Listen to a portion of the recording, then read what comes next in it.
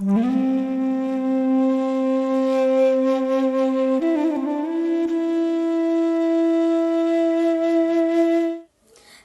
ಎಲ್ರಿಗೂ, ನಾನ್ ರಮ್ಯಶ್ರೀ. ನನ್ನ ಚಾನೆಲ್ ಅಶ್ವಿನ್ಸ್ ಅಸ್ಟ್ರಾಲಜಿಗೆ ಸ್ವಾಗತ. ಹಿಂದಿನ ವಿಡಿಯೋದಲ್ಲಿ ನಾನು 2025ನೇ ಇಸ್ವಿ ಜ್ಯೋತಿಷ್ಯದ ಪ್ರಕಾರ ಮೇಷ, ವೃಷಭ, ಮಿಥುನ ರಾಶಿ ಇವರಿಗೆ ಹೇಗಿರುತ್ತೆ ಅಂತ ನಾನು ಹೇಳಿದ್ದೆ.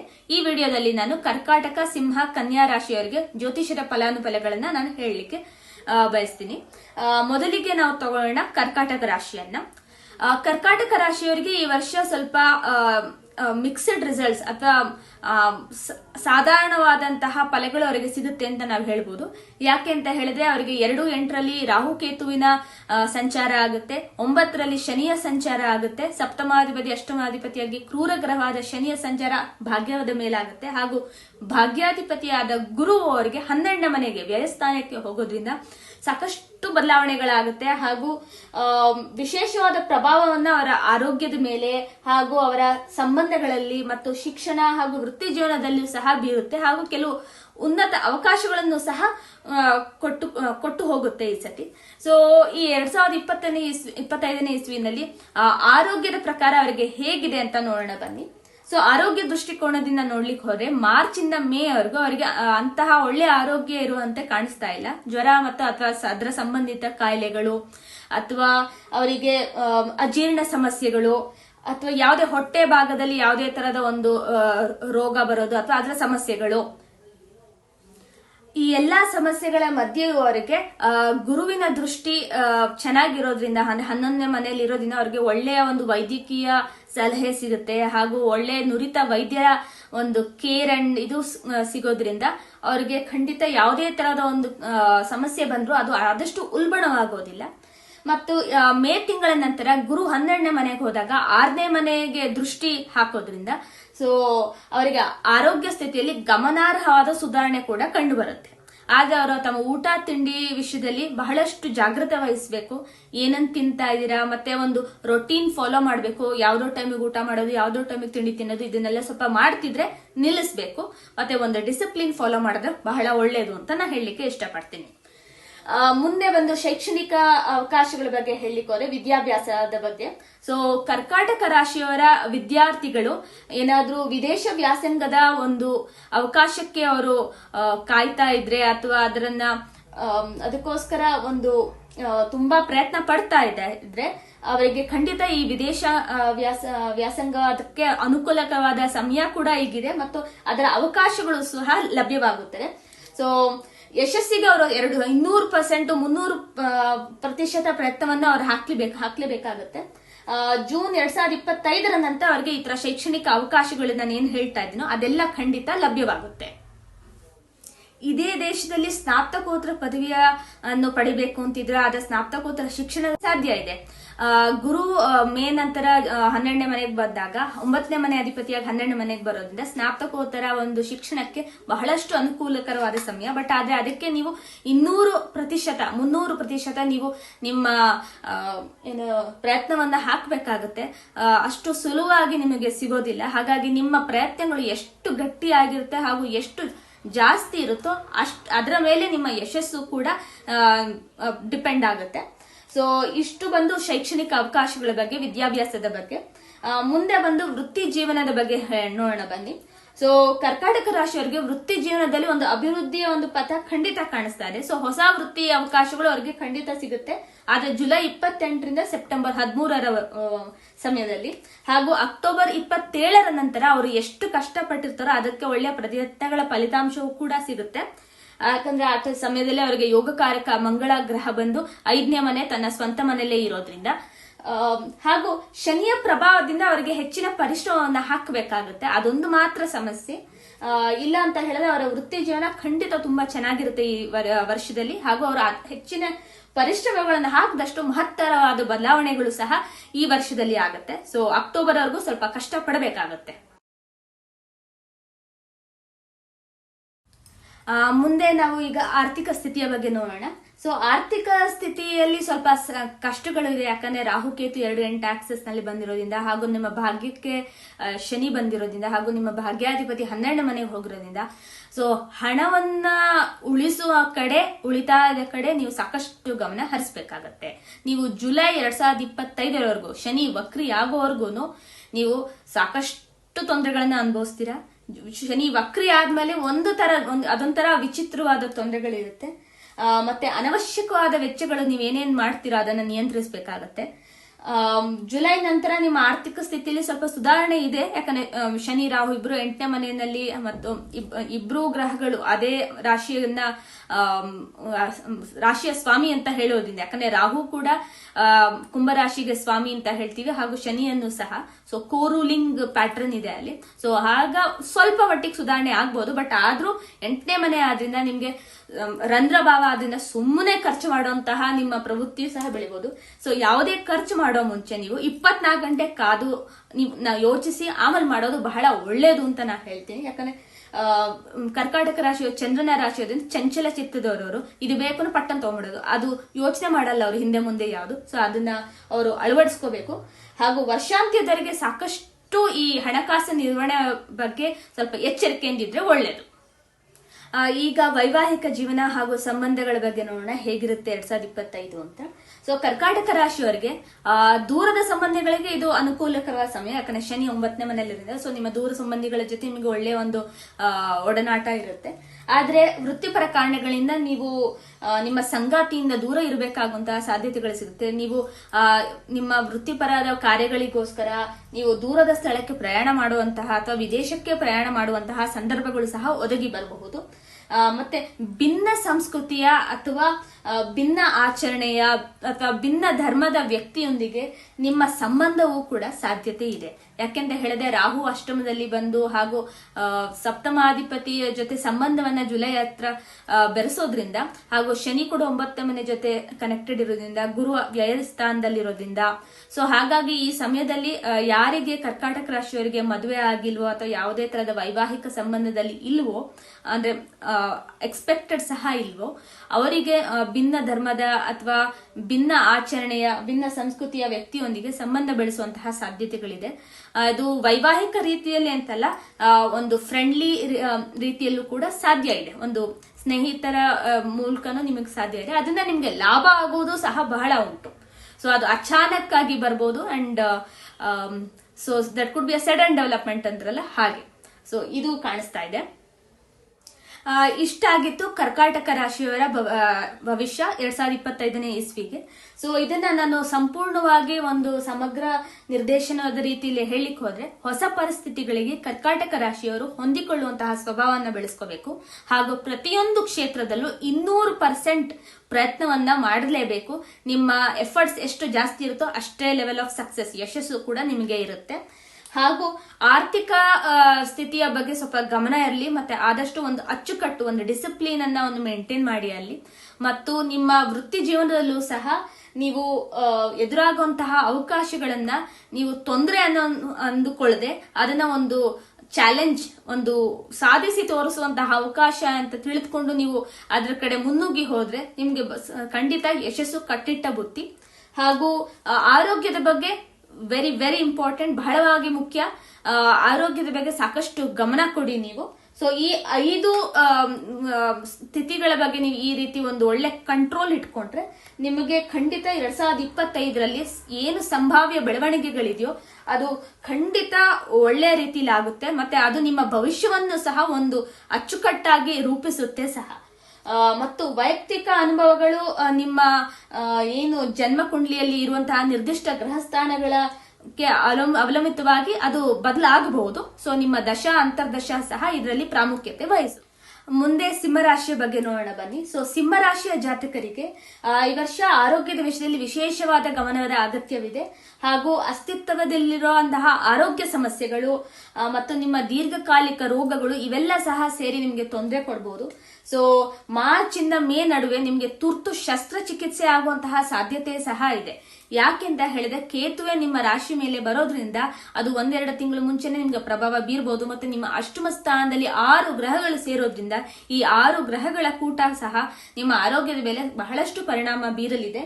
ಹಾಗೂ ಈ ಸಮಯದಲ್ಲಿ ನೀವು ಆದಷ್ಟು ನಿಮ್ಮ ಒಂದು ಊಟ ತಿಂಡಿಯ ಬಗ್ಗೆ ಗಮನ ಕೊಟ್ರೆ, ಏನು ಊಟ ಏನು ಯಾವುದೇ ತರಹದ ಒಂದು ಆಹಾರವನ್ನ ನೀವು ಸೇವಿಸ್ತಾ ಇದ್ದೀರಾ ಅದ್ರ ಬಗ್ಗೆ ಸ್ವಲ್ಪ ಗಮನ ಕೊಟ್ರೆ ಬಹಳ ಒಳ್ಳೆಯದು. ಅದರಲ್ಲೂ ನೀವು ಮಾಂಸಾಹಾರಿ ಆಗಿದ್ದು ಮತ್ತೆ ನೀವು ಈ ಸೀ ಫುಡ್ ಅಂತ ಏನ್ ಹೇಳ್ತಾರೆ, ಮೀನು ಅಥವಾ ಅದರ ರಿಲೇಟೆಡ್ ಏನಿರುತ್ತೆ ಅದನ್ನ ನೀವು ಸ್ವಲ್ಪ ಅವಾಯ್ಡ್ ಮಾಡಿದ್ರೆ, ಅದನ್ನ ಸ್ವಲ್ಪ ನಿಲ್ಸಿದ್ರೆ ಸಿಂಹ ರಾಶಿಯವರಿಗೆ ಬಹಳ ಉತ್ತಮ ಅಂತ ನಾನು ಹೇಳ್ತೀನಿ. ಯಾಕಂದ್ರೆ ಮೀನ ರಾಶಿಯಲ್ಲಿ ಅಷ್ಟು ಗ್ರಹಗಳು ಸೇರೋದ್ರಿಂದ ಸೊ ಹುಷಾರಾಗಿರೋದು. ಯಾಕಂದ್ರೆ ಅದು 2ನೇ ಮನೆಗೆ ಪ್ರಭಾವ ಬೀರುತ್ತೆ. ಯಾಕಂದ್ರೆ ಯಾವುದೇ ಒಂದು ಮನೆಯಲ್ಲಿ ಅಷ್ಟು ಗ್ರಹಗಳು ಸೇರಿದ್ರೆ ಅದರ ಆಪೋಸಿಟ್ ಅದರ ವಿರುದ್ಧ ದಿಕ್ಕಿನಲ್ಲಿ ಯಾವ ಮನೆ ಇರುತ್ತೋ ಆ ಮನೆಯ ಸಿಗ್ನಿಫಿಕೇಶನ್ಸ್, ಆ ಮನೆಯ ಕಾರ್ಯಕತ್ವಗಳಿಗೆ ಪ್ರಭಾವ ಬೀರೋದು ಸರ್ವೇ ಸಾಮಾನ್ಯ. ಸೊ ಹಾಗಾಗಿ ಈ ಸಮಯದಲ್ಲಿ ಆರೋಗ್ಯದ ಬಗ್ಗೆ ಬಹಳಷ್ಟು ಗಮನ ಇರಲಿ. ನೀವು ಮತ್ತು ನಿಮ್ಮ ಸಂಗಾತಿ ಇಬ್ಬರ ಆರೋಗ್ಯದ ಬಗ್ಗೆನೂ ಗಮನ ಇರಲಿ. ಈಗ ನಾವು ಶೈಕ್ಷಣಿಕ ಅವಕಾಶಗಳ ಬಗ್ಗೆ ನೋಡೋಣ. ಸೊ ಸಿಂಹರಾಶಿಯ ವಿದ್ಯಾರ್ಥಿಗಳಿಗೆ ಈ ವರ್ಷ ವಿದ್ಯಾಭ್ಯಾಸದ ದೃಷ್ಟಿಯಿಂದ ಚೆನ್ನಾಗಿದೆ. ಸೊ ಯಾರ್ಯಾರು ವೃತ್ತಿಪರ ಒಂದು ಶಿಕ್ಷಣವನ್ನ ಪಡಿತಾ ಇದ್ರೆ ಅಥವಾ ಉದ್ಯೋಗಕ್ಕೆ ಅಭಿಮುಖವಾದಂತಹ ಕೋರ್ಸ್ಗಳನ್ನ ಮಾಡ್ತಾ ಇದ್ರೆ ಅವರಿಗೆ ಉತ್ತಮ ಫಲಿತಾಂಶ ಲಭಿಸುತ್ತೆ. ಹಾಗೂ ಮೇ ತಿಂಗಳ ನಂತರ ನಿಮಗೆ ಶಿಕ್ಷಣ ಕ್ಷೇತ್ರದಲ್ಲಿ ಅದ್ಭುತವಾದ ಅವಕಾಶಗಳು ಸಿಗುತ್ತೆ. ಯಾಕಂದ್ರೆ 11ನೇ ಮನೆಗೆ ನಿಮಗೆ ಗುರು ಬರೋದ್ರಿಂದ ಮೇ ತಿಂಗಳ ನಂತರ ನಿಮ್ಗೆ ಸಾಕಷ್ಟು ಬದಲಾವಣೆಗಳು ನಿಮ್ಮ ಜೀವನದಲ್ಲಿ ನೀವು ನೋಡಬಹುದು. ಸೊ 11ನೇ ಮನೆಗೆ ಬಂದು ಗುರು 5ನೇ ಮನೆಗೆ ದೃಷ್ಟಿ ಹಾಕೋದ್ರಿಂದ ಬಹಳ ಒಳ್ಳೇದು. ಯಾಕಂದ್ರೆ 5ನೇ ಮನೆ ಅಧಿಪತಿ 5ನೇ ಮನೆಯನ್ನೇ ನೋಡ್ತೀರಿ, ಬಹಳ ಒಳ್ಳೇದಲ್ವೇ. ಸೊ ಅದನ್ನ ನೀವು ನೋಡಬಹುದು.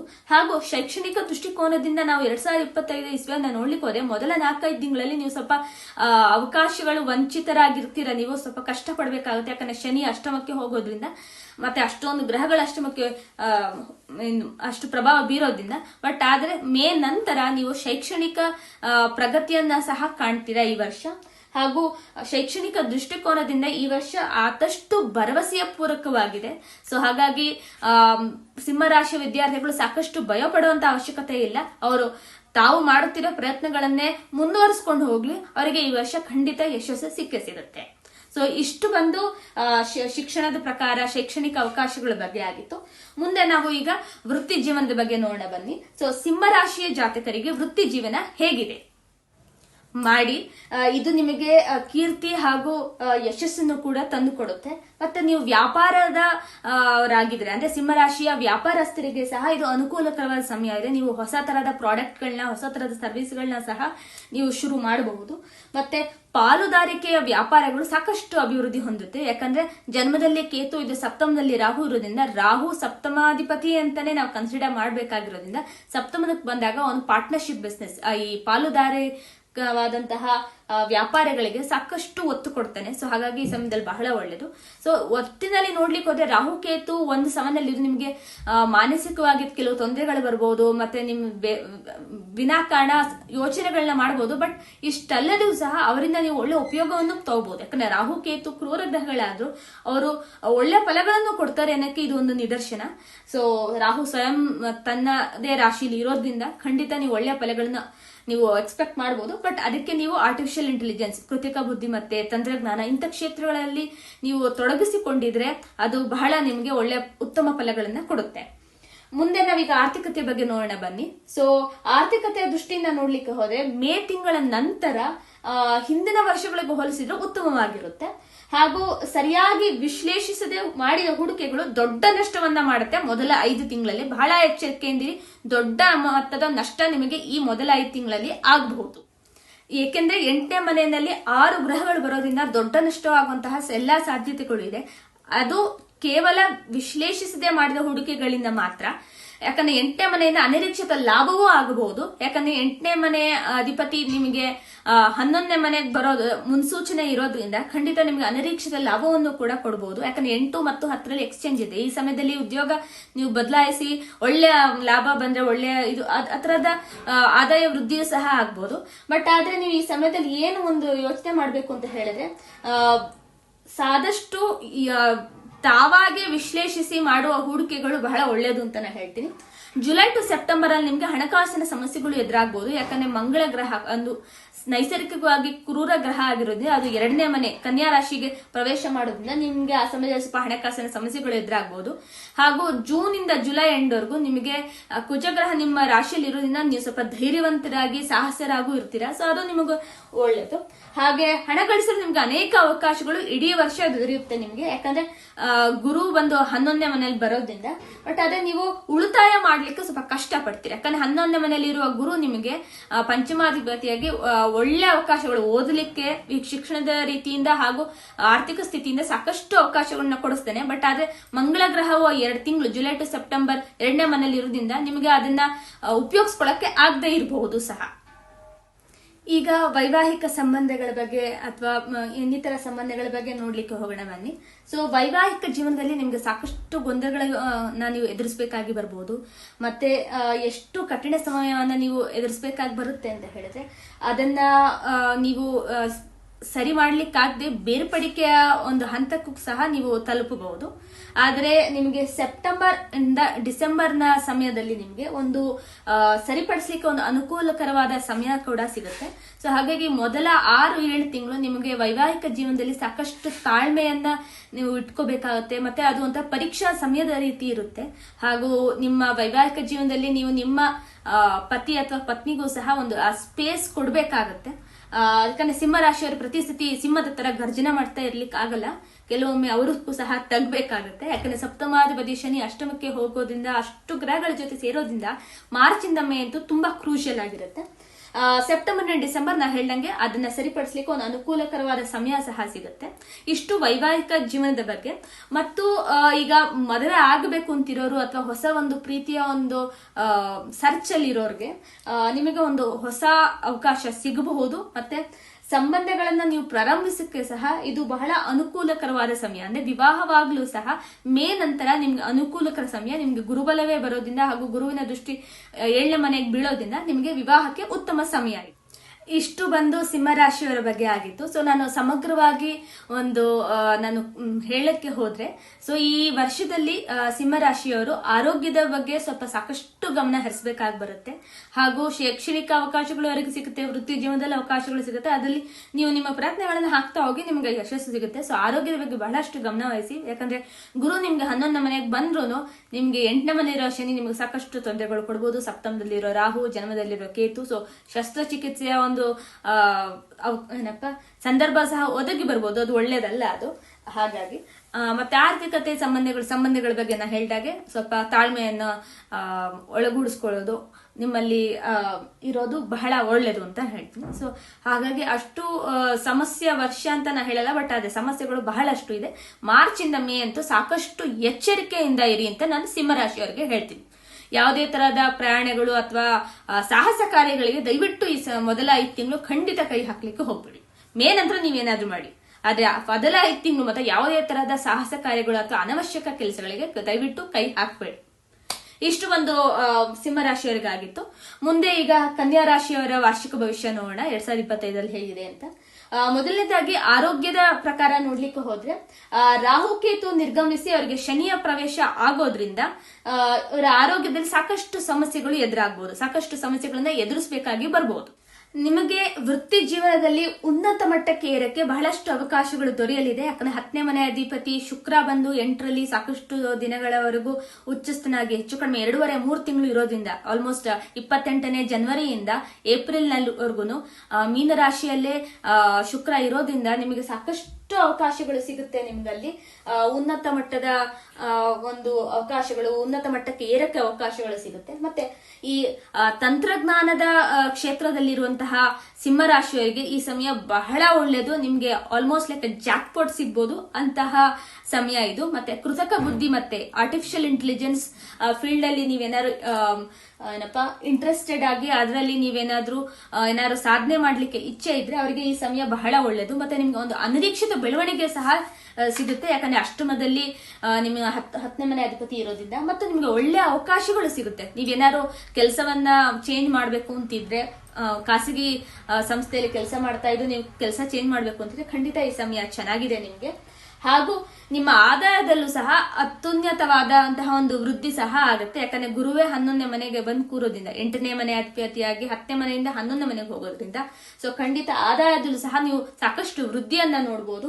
ಮತ್ತೆ ದೈನಂದಿನ ಕೆಲಸವನ್ನ ನೀವು ಆದಷ್ಟು ಸ್ವಯಂ ಚಾಲಿತಗೊಳಿಸಲು, ಆಟೋಮೇಟ್ ಮಾಡಲಿಕ್ಕೆ ಸಾಕಷ್ಟು ಆಲೋಚನೆಗಳು, ಸೃಜನಶೀಲ ಆಲೋಚನೆಗಳನ್ನು ಹೊಂದಿದ್ರೆ ಖಂಡಿತ ಕನ್ಯಾ ರಾಶಿಯವರಿಗೂ ಸಹ ಶಸ್ತ್ರಚಿಕಿತ್ಸೆಯ ಸಾಧ್ಯತೆಗಳು ಒದಗಿ ಬರಬಹುದು. ಮತ್ತೆ ಅವರಿಗೆ ಆಲ್ರೆಡಿ ಇರುವಂತಹ ಆರೋಗ್ಯ ಸಮಸ್ಯೆಗಳು ಅದು ಹೆಚ್ಚಾಗಬಹುದು, ಉಲ್ಬಣವಾಗಬಹುದು. ಜುಲೈಯಿಂದ ಸೆಪ್ಟೆಂಬರ್ ನಡುವೆ ಅವರು ಗಂಭೀರವಾಗಿ ವೈದ್ಯಕೀಯ ಚಿಕಿತ್ಸೆಯನ್ನು ತಗೋಬೇಕಾಗುತ್ತೆ. ಸಾಕಷ್ಟು ಅಗತ್ಯ ಒದಗಿ ಸಹ ಬರಬಹುದು. ಯಾಕಂದ್ರೆ ಜುಲೈಯಿಂದ ಸೆಪ್ಟೆಂಬರ್ ವರೆಗೂ ಕುಜ ಅವರ ರಾಶಿಯಲ್ಲಿ ಇರೋದ್ರಿಂದ ಹಾಗೂ ರೋಗಕಾರಕನಾಗಿರೋದ್ರಿಂದ ಕುಜ, ಮತ್ತು ಇದೇ ಸಮಯದಲ್ಲಿ ಕುಜ ಶನಿಯಿಂದನೂ ದುಷ್ಟಿತನಾಗಿ, ಕುಜ ಶನಿಯ ಮಧ್ಯೆ ಪರಸ್ಪರ ದೃಷ್ಟಿ ಎಕ್ಸ್ಚೇಂಜ್ ಆಗೋದ್ರಿಂದ ಸಹ ನೀವು ಸಾಕಷ್ಟು ವೈದ್ಯಕೀಯ ಸಲಹೆಯನ್ನು ತಗೋಬೇಕಾಗುತ್ತೆ. ವೈದ್ಯರ ಸಲಹೆಯನ್ನ ನೀವು ಫಾಲೋ ಸಹ ಮಾಡಬೇಕಾಗುತ್ತೆ ಮತ್ತು ಚಿಕಿತ್ಸೆ ಕೂಡ ಅತ್ಯಗತ್ಯವಾಗುತ್ತೆ. ಹಾಗೂ ಚರ್ಮ, ಸ್ನಾಯು ಅಥವಾ ಉರಿತ, ನರಗಳು, ಕರುಳು, ಯಕೃತ್ತಿನ ಸಮಸ್ಯೆಗಳು ಸಾಕಷ್ಟು ನಿಮಗೆ ಎದುರಾಗಬಹುದು. ಸೊ ಇಂಥ ಭಾಗದಲ್ಲೇ ಸಹ ನಿಮಗೆ ಜಾಸ್ತಿ ಸಮಸ್ಯೆಗಳು ಬರಬಹುದು. ಚರ್ಮ, ಸ್ನಾಯು ಸೆಳೆತ, ಉರಿತಗಳು ಅಂದ್ರೆ ಅಸಿಡಿಟಿಯ ಟೈಪು, ನರಗಳ ದೌರ್ಬಲ್ಯ, ಕರುಳು ಅಂದ್ರೆ ಇಂಟೆಸ್ಟೈನ್ ಅದು, ಮತ್ತೆ ಯಕೃತ್ತಿನ ಸಮಸ್ಯೆಗಳು, ಪೈಲ್ಸ್ ರಿಲೇಟೆಡ್ ಅಥವಾ ಇವನ್ ಮೈಗ್ರೇನ್ ಆಲ್ಸೋ ಅದು ಕೂಡ ಪಾಸಿಬಲ್ ಇದೆ ನಿಮಗೆ ಜುಲೈ ಟು ಸೆಪ್ಟೆಂಬರ್ ಟೈಮ್ ಅಲ್ಲಿ.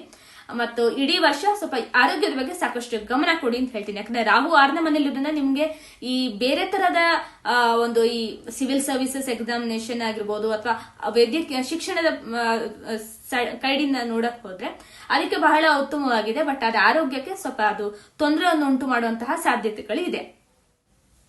ಈಗ ಶೈಕ್ಷಣಿಕ ಅವಕಾಶಗಳ ಬಗ್ಗೆ, ಶಿಕ್ಷಣದ ಒಂದು ಪ್ರಗತಿ ಹೇಗಿರುತ್ತೆ ಕನ್ಯಾ ರಾಶಿ ವಿದ್ಯಾರ್ಥಿಗಳಿಗೆ ಅಂತ ನೋಡೋಣ ಬನ್ನಿ. ಸೊ ಶನಿಯ ಮನೆಗೆ ರಾಹು ಬಂದು ಶನಿ ಒಂದು ಗುರುವಿನ ಮನೆಗೆ ಹೋಗೋದ್ರಿಂದ ಹಾಗೂ ಗುರು ಬುಧನ ಮನೆಗೆ ಹೋಗೋದ್ರಿಂದ ಸೊ ಸಾಕಷ್ಟು ಬದಲಾವಣೆಗಳು ಇಲ್ಲಿ ಆಗೋದ್ರಿಂದ ನಾನು ಏನ್ ಹೇಳ್ತೀನಿ ಅಂದ್ರೆ ನಿಮಗೆ ಇಚ್ಛಿತ ಫಲಿತಾಂಶಗಳು ನಿಮಗೆ ಸಿಗಬೇಕು ಅಂತಿದ್ರೆ, ಯಾಕಂದ್ರೆ 6ನೇ ಮನೆಗೆ ರಾಹು ಇರೋದ್ರಿಂದ ಬಹಳ ಒಳ್ಳೇದದು. ಯಾಕಂದ್ರೆ ರ್ಯಾಂಕ್ ಸ್ಟೂಡೆಂಟ್ಸ್ ನಾವೇನ್ ಹೇಳ್ತೀವಿ ಅವ್ರಿಗೆ ಕ್ರೂರ ಗ್ರಹದ ಸಂಬಂಧ ಇರುತ್ತೆ 6ನೇ ಮನೆಯಲ್ಲಿ. ಸೊ ಹಾಗಾಗಿ ಅದರ ಒಂದು ಉನ್ನತ ವ್ಯಾಸಂಗಕ್ಕೆ ಅದು ಬಹಳ ಒಳ್ಳೇದು. ಬಟ್ ಅದೇ ಇಚ್ಛಿತ ಫಲಿತಾಂಶಗಳು ನಿಮಗೆ ಸಿಗಬೇಕು ಅಂತ ಹೇಳಿದ್ರೆ 200% ನೀವು ನಿಮ್ಮ ಪ್ರಯತ್ನಗಳನ್ನ ಹಾಕ್ಲೇಬೇಕಾಗುತ್ತೆ. ಸೊ ಹಾಗಾಗಿ ನೀವು ಆದಷ್ಟು ಕಷ್ಟಪಟ್ಟು ನೀವು ಅದನ್ನ ಎದುರಿಸಿದ್ದೇ ಆಗಿದ್ರೆ ನಿಮ್ಮ ಪರೀಕ್ಷೆಗಳಾಗಿರ್ಬೋದು, ನಿಮ್ಮ ಶಿಕ್ಷಣಕ್ಕೆ ಸಂಬಂಧಪಟ್ಟಂತಹ ಯಾವುದೇ ತರಹದ ಒಂದು ಕಾಂಪಿಟೇಟಿವ್ ಎಕ್ಸಾಮಿನೇಷನ್ಸ್ ಅಂತ ನಾವೇನ್ ಹೇಳ್ತೀವಿ ಅಥವಾ ಸಿವಿಲ್ ಸರ್ವಿಸ್ ಪರೀಕ್ಷೆಗಳಾಗಿರ್ಬೋದು, ಏನಪ್ಪಾ ಇದು ವೃತ್ತಿಪರ ಕೋರ್ಸ್ಗಳಾಗಿರ್ಬೋದು ಅಥವಾ ಅದಕ್ಕೆಲ್ಲ ನೀವು ಏನು ಪರೀಕ್ಷೆಗಳನ್ನ ಎದುರಿಸಬೇಕಾಗಿ ಬರುತ್ತೋ ಆ ರೀತಿಯಲ್ಲೂ ಸಹ ನೀವು ಸಾಕಷ್ಟು ಪ್ರತಿಶತ 200-300% ನೀವು ಪ್ರಯತ್ನಗಳನ್ನ ನೀವು ಹಾಕ್ಬೇಕಾಗತ್ತೆ ಯಶಸ್ಸನ್ನ ಪಡಿಲಿಕ್ಕೆ. ಹಾಗೂ ಮಾರ್ಚ್ ಇಂದ ಮೇ ನಲ್ಲಿ ಶಿಕ್ಷಣಕ್ಕೆ ಪ್ರಮುಖವಾದ ಅವಧಿ, ಬಹಳಷ್ಟು ಅವಕಾಶಗಳು ನಿಮಗೆ ಸಿಗುತ್ತೆ. ಮತ್ತೆ ಉನ್ನತ ಶಿಕ್ಷಣದ ಎಲ್ಲ ಸಾಧ್ಯತೆಯೂ ಸಹ ಇದೆ ಹಾಗೂ ಹೊಸ ಅವಕಾಶಗಳು ಸಹ ಲಭ್ಯವಾಗಬಹುದು. ಮತ್ತೆ ವಿದ್ಯಾರ್ಥಿ ವೇತನ ಪಡೆಯುವಲ್ಲೂ ಸಹ ನೀವು ಯಶಸ್ವಿಯಾಗಬಹುದು. ಯಾಕಂದ್ರೆ ಗುರು ನಿಮ್ಮ ಚತುರ್ಥಾಧಿಪತಿ ಸಪ್ತಮಾಧಿಪತಿಗೆ 9ನೇ ಮನೆಯಲ್ಲಿದ್ದು ಆಮೇಲೆ 10ನೇ ಮನೆಗೆ ಹೋಗೋದ್ರಿಂದ ಇದು ಒಳ್ಳೇದು ನಿಮಗೆ. ಯಾಕಂದ್ರೆ ಆತ 9ನೇ ಮನೆಯಲ್ಲಿದ್ದು 5ನೇ ಮನೆಯನ್ನ ನೋಡ್ತಿರೋದ್ರಿಂದ ಹಾಗೂ ನಂತರ 6ನೇ ಮನೆ ನೋಡೋದ್ರಿಂದ ಸೊ ನಿಮ್ಮ ಶಿಕ್ಷಣಕ್ಕೆ ಬಹಳ ಒಳ್ಳೇದು. ಬಟ್ ಆದ್ರೆ ಶನಿಯ ದೃಷ್ಟಿ ನಿಮ್ಮ ರಾಶಿಗೆ ನೇರವಾಗಿರೋದ್ರಿಂದ ಹಾಗೂ ರಾಹು 6ನೇ ಮನೆಯಿಂದ ಇದನ್ನ ನೀವು ಇನ್ನೂ ಉತ್ತಮವಾಗಿ ಸದುಪಯೋಗ ಪಡಿಸ್ಕೊಳ್ಬಹುದು ಅನ್ನೋದು ನನ್ನ ಅಭಿಪ್ರಾಯ.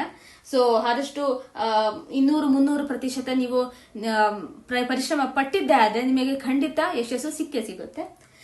ಇನ್ನು ಮುಂದಕ್ಕೆ ನಾವು ವೃತ್ತಿ ಜೀವನದ ಬಗ್ಗೆ ನೋಡೋಣ ಬನ್ನಿ. ಸೊ ವೃತ್ತಿ ಜೀವನದಲ್ಲಿ ಕಾರ್ಯಸ್ಥಳದಲ್ಲಿ ಕೆಲವು ಸಾಕಷ್ಟು ಸಮಸ್ಯೆಗಳು ಏನು ನಿಮಗೆ ಇತ್ತು ಅದೆಲ್ಲ ಸ್ವಲ್ಪ ಪರಿಹಾರವಾಗ್ತಾ ಹೋಗುತ್ತೆ ತಾನಾಗೆ ತಾನು. ಮತ್ತೆ ವರ್ಷಾಂತ್ಯದ ವೇಳೆಗೆ ನಿಮಗೆ ಉತ್ತಮ ಆದಾಯ ಲಭಿಸುವಂತಹ ಸಾಧ್ಯತೆ ಇದೆ. ಯಾಕಂದ್ರೆ ಸೆಪ್ಟೆಂಬರ್ ಇಂದ ಡಿಸೆಂಬರ್ ವರೆಗೆ ಗುರು ನಿಮ್ಮ 11ನೇ ಮನೆ ಕರ್ಕಾಟಕ ರಾಶಿಯಲ್ಲಿ ಉಚ್ಚಸ್ಥನಾಗಿರೋದ್ರಿಂದ ನಿಮಗೆ ಪ್ರಗತಿಯನ್ನು ಕೊಡುತ್ತೆ. ಯಾಕಂದ್ರೆ ಸಪ್ತಮ ಸ್ಥಾನ ಬಂದು ಪದಪ್ರಾಪ್ತಿಯಾಗಿ ಸಪ್ತಮಾಧಿಪತಿಯೇ ಗುರುವಾಗಿ 11ನೇ ಮನೆಗೆ ಹೋಗೋದ್ರಿಂದ ನಿಮಗೆ ಪದಪ್ರಾಪ್ತಿಯೂ ಆಗಬಹುದು ಮತ್ತೆ ನಿಮಗೆ ಆದಾಯದಲ್ಲೂ ಸಹ ವೃದ್ಧಿ ಆಗಬಹುದು. ಪ್ಲಸ್ ಇಷ್ಟಲ್ಲದೆ ನಿಮ್ಮ ವೃತ್ತಿಯಲ್ಲಿ ಒಂದು ಉತ್ತಮವಾದ ಬೆಳವಣಿಗೆ ಏನಿದೆ ಅದು ಸಾಧ್ಯ ಇದೆ. ಅಂದ್ರೆ ನೀವು ಅಂತ ಒಳ್ಳೆ ಡಿಪಾರ್ಟ್ಮೆಂಟ್ ಇಲ್ಲ ಹೊಸ ಡಿಪಾರ್ಟ್ಮೆಂಟ್ಗೆ ಹೋಗ್ಬೇಕು ಅಥವಾ ಖಾಸಗಿ ಸಂಸ್ಥೆಯಲ್ಲಿ ಇನ್ನೂ ಉತ್ತಮವಾದಂತಹ ಡಿಪಾರ್ಟ್ಮೆಂಟ್ಗೆ ಟ್ರಾನ್ಸ್ಫರ್ ಆಗಿ ಹೋಗ್ಬೇಕು ಅಂತಿದ್ರೆ ಈ ಸಮಯದಲ್ಲಿ ಸಾಧ್ಯ ಇದೆ. ಸೊ ಟ್ರಾನ್ಸ್ಫರ್ಗೆ ಈ ಸಮಯ ಬಹಳ ಅನುಕೂಲಕರವಾಗಿದೆ ಕನ್ಯಾ ರಾಶಿಯವರಿಗೆ. ಹಾಗೂ ಅಕ್ಟೋಬರ್ ನಂತರ ಅವರಿಗೆ ಉತ್ತಮವಾದಂತಹ ಅಕ್ಟೋಬರ್ ನಂತರ ನೀವು ಉತ್ತಮವಾದಂತಹ ಒಂದು ಮಾನ್ಯತೆಯನ್ನ ಸಹ ನಿಮ್ಮ ಕಾರ್ಯಕ್ಷೇತ್ರದಲ್ಲಿ ಪಡಿಬಹುದು, ಬಹುಮಾನಗಳ ಜೊತೆಗೆ. ಸೊ ಹಾಗಾಗಿ ನಿಮ್ಗೆ 2025ನೇ ಇಸ್ವಿ ಕಾರ್ಯಕ್ಷೇತ್ರದ ದೃಷ್ಟಿಯಿಂದ ನಿಮಗೆ ಚೆನ್ನಾಗಿದೆ. ಬಟ್ ಅದೇ ಇದು ಮೇ ತಿಂಗಳ ನಂತರ, ಯಾಕಂದ್ರೆ ಗುರು ನಿಮ್ಮ 10ನೇ ಮನೆಗೆ ಬರ್ಬೇಕು, ನಂತರ 11ನೇ ಮನೆಗೆ ಬರ್ಬೇಕು, ಅವಾಗ ನಿಮಗೆ ತುಂಬಾ ಚೆನ್ನಾಗಿರುತ್ತೆ. ಸೊ ಕನ್ಯಾ ರಾಶಿಯವರಿಗೆ ಈ ವರ್ಷದಲ್ಲಿ ಬಹಳ ಚೆನ್ನಾಗಿದೆ ಅಂತ ನಾನು ಹೇಳ್ತೀನಿ, ವೃತ್ತಿ ಜೀವನದ ಒಂದು ದೃಷ್ಟಿಯಿಂದ. ಮುಂದೆ ಆರ್ಥಿಕ ದೃಷ್ಟಿಯಿಂದ ನೋಡ್ಲಿಕ್ಕೆ ಹೋದ್ರೆ ಹಣಕಾಸಿನ ಸ್ಥಿತಿ ಮಧ್ಯಮವಾಗಿದೆ. ಅಂತಹ ಗ್ರೇಟ್ ಅಂತ ನಾನು ಹೇಳಲ್ಲ, ಯಾಕಂದ್ರೆ ಸಪ್ತಮದಲ್ಲಿ ಅಷ್ಟೊಂದು ಗ್ರಹ ಇರೋದ್ರಿಂದ ಸಾಕಷ್ಟು ಹಣವನ್ನ ವ್ಯಯಿಸಬೇಕಾಗಿ ಬರ್ಬೋದು.